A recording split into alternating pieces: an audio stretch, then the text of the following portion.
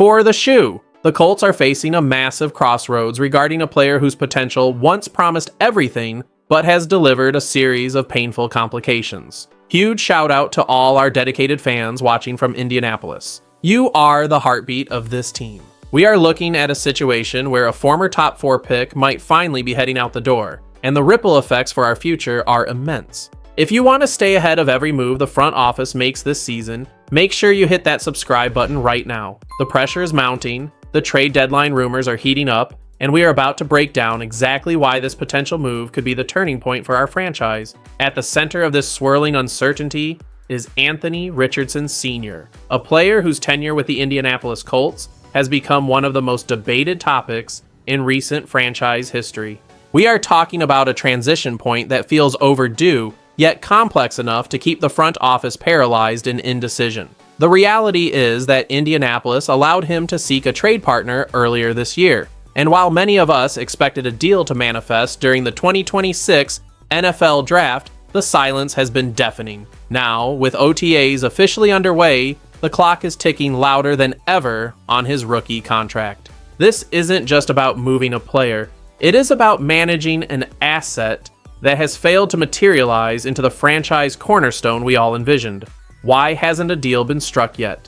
The answer may lie in the combination of a turbulent injury history and a lack of on-field consistency that has scared off potential suitors. For the Colts, the goal is simple: maximize value before this investment becomes a total loss. With ESPN analyst Ben Solak proposing a deal involving the Detroit Lions, the conversation has shifted from if he will leave to exactly what we can get in return. We are looking at a scenario where the Lions trade a 2027 fourth rounder for Anthony Richardson Sr., with the Colts throwing in a 2028 seventh rounder to balance the scales. It sounds like a modest return for a former high-profile pick, but in the context of our current rebuild, even a mid-round pick could be the difference between hitting a home run in next year's draft or missing out on a future starter. Why does this trade proposal actually matter for us? To understand the significance, we have to look at the track record of Indianapolis in the fourth round. When you consider that our front office successfully snagged talents like Jalen Farmer and linebacker Bryce Butcher in recent drafts, the idea of turning a struggling project into a viable fourth-round selection becomes incredibly attractive. Furthermore, look at the success of center Tanner Bortolini, who was drafted in 2024 and has already proven to be a long-term anchor following in the footsteps of Ryan Kelly.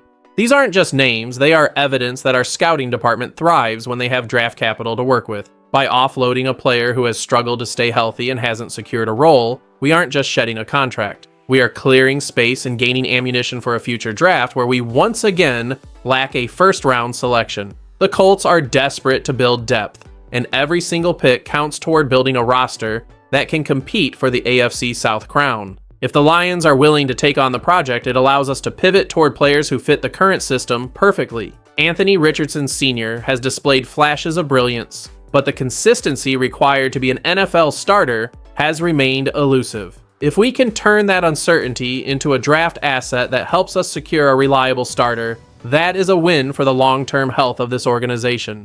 Fans need to recognize that this is about asset management, not just sentimentality, as we look to capitalize on every possible resource to bolster our Super Bowl aspirations. The narrative around Anthony Richardson Sr. has been defined by a frustrating lack of availability. Over his 3 seasons, he has only seen the field for 15 of 34 possible games, a statistic that is difficult to ignore for any front office. We saw the highs and the lows, including the 2025 season, where he lost the starting job to Daniel Jones. Even when there was a glimmer of hope for him to step up after Jones suffered a late-season Achilles injury, Richardson faced yet another setback with a fractured orbital bone. This constant cycle of injuries forced the organization to turn to veteran Philip Rivers, who was pulled out of retirement to steady the ship. It is a cautionary tale of how quickly a prospect can lose his footing when he cannot stay on the field. The discipline, the ability to read basic defensive schemes,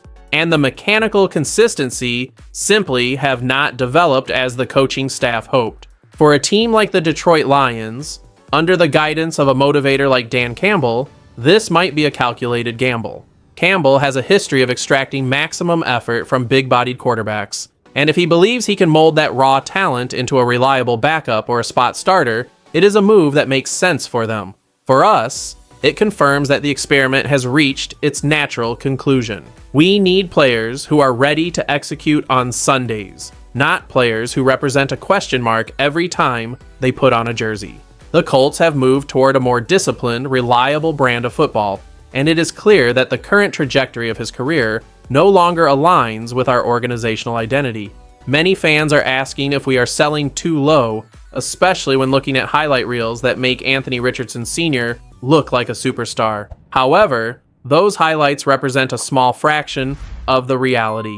If you take a deeper dive into the tape and the underlying metrics, the lack of progress becomes painfully obvious. The inability to process defensive looks and the recurring physical issues have severely limited his market value. If a team like the Lions doesn't pull the trigger, who will? It is highly possible that no team will make an aggressive move for him, which would leave us with a difficult decision regarding his roster spot as we approach the final year of his deal. The Colts and the representatives for the player both clearly want a fresh start, and finding that alignment is the primary goal. Every day that passes without a trade is a day of wasted potential for both parties. Indianapolis is in a unique position where they need to fill gaps in the roster without the benefit of a first-round pick next year. If we can facilitate this trade, we aren't just saying goodbye to a player. We are saying hello to a new opportunity to draft a contributor who can actually help us win. This is the definition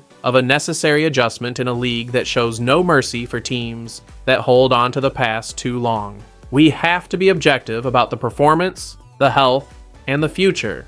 And right now, the math simply doesn't support keeping him on the roster any longer than necessary. As we look toward the 2026 season, the Colts are clearly prioritizing stability and production over raw potential that never seems to materialize. If the Lions come calling, it could be the perfect ending to a chapter that started with high hopes and ended in disappointment. However, we have to keep our expectations realistic regarding the trade market. There is a genuine risk that we may have to move on without getting the return we want, which puts even more pressure on our remaining draft capital. If we don't land that fourth-round pick, we have to be prepared to innovate elsewhere to ensure our depth remains competitive. Every move from here on out is geared toward getting us back to the Super Bowl, and that requires tough decisions like this one. We are committed to keeping you updated on every single development in this developing story as we push toward training camp. It is a defining moment for the franchise, and how we handle this situation will signal our direction for the next several years. Whether he stays or goes, the team must prioritize the players who show up every day ready to work for the badge. Before we wrap up today's deep dive, I want to hear from you directly in the comments section. Given the history of injuries and the inconsistency we have seen, do you think the Colts should take the fourth-round pick from Detroit, or should we hold out for a better offer to maximize his remaining value? Let us know your take, and don't forget to like and subscribe for all the latest updates on the Colts.